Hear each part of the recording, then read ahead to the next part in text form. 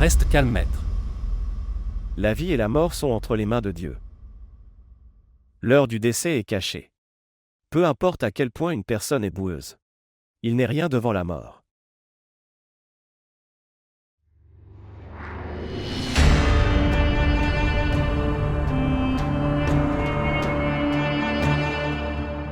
Salutations cher oncle.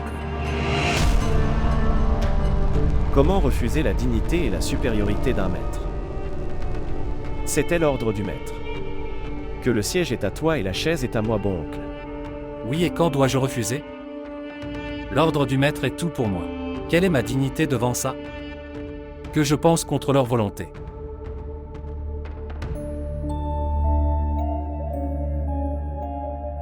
Cher père, ils n'étaient pas seulement mon père. Ils étaient aussi mon professeur. Et nous, lui désobéissons? On n'oserait même pas y penser. Si ce que tu dis est vrai, alors pourquoi as-tu soumis la déclaration de candidature? Quand tu sais que je me prépare à me battre pour les élections. Et la fête est aussi prête à me donner le ticket.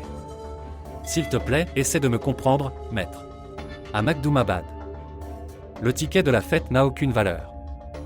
Ici, seuls ceux-là gagnent, qui sont soutenus par mon siège. Alors ça veut dire que tu ne veux pas me soutenir. Tu ne veux pas que je combatte les élections. Quand ai-je dit ce maître? Celui qui combat les élections, toi ou moi. Ce n'est pas important. Je me bats contre les élections uniquement pour le souhait de notre cher père. Je sais. Je sais tout. Je connais les gens de Makhdoumabad.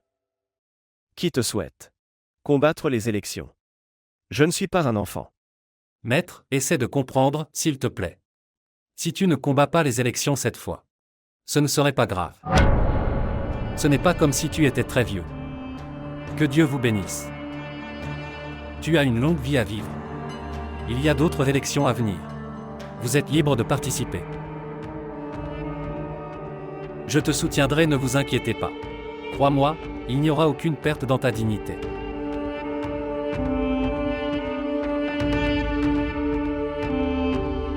Tu es mon grand frère et le fils aîné de Makhdoum Shah. Si c'est dans la volonté d'Allah, personne n'osera te désobéir. Je te respecterai plus qu'avant. Je ne veux pas de respect en tant que fille de charité. Ce siège m'appartient de droit. Et je ne me reposerai pas jusqu'à ce que ce soit à moi. Et si tu essaies de mettre un obstacle sur mon chemin, alors je t'assure aussi d'une chose. Je vais te priver de ce siège aussi.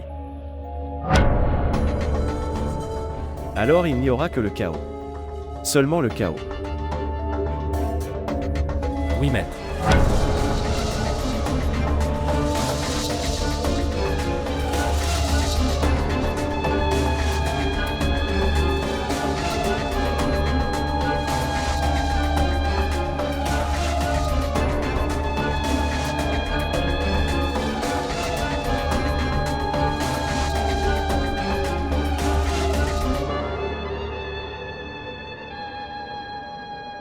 Maître. Il ressemble à Altaf, le fils de Monsieur Shafkat. Incroyable. Te voir m'a rappelé Monsieur Shafkat. Le même visage. La même marche et la même conversation. Où étais-tu pendant tant d'années? Je préparais mon retour, maître. Je voulais marcher sur le pays de Makhdoumabad. Pour que les gens se souviennent de Monsieur Shafkat. Les gens qui me voient pensent que Monsieur Shafkat est sorti de sa tombe. Pourquoi, cher oncle? On dirait que c'est le cas quand tu me regardes bien. Que Monsieur Shafkat est revenu de cette tombe.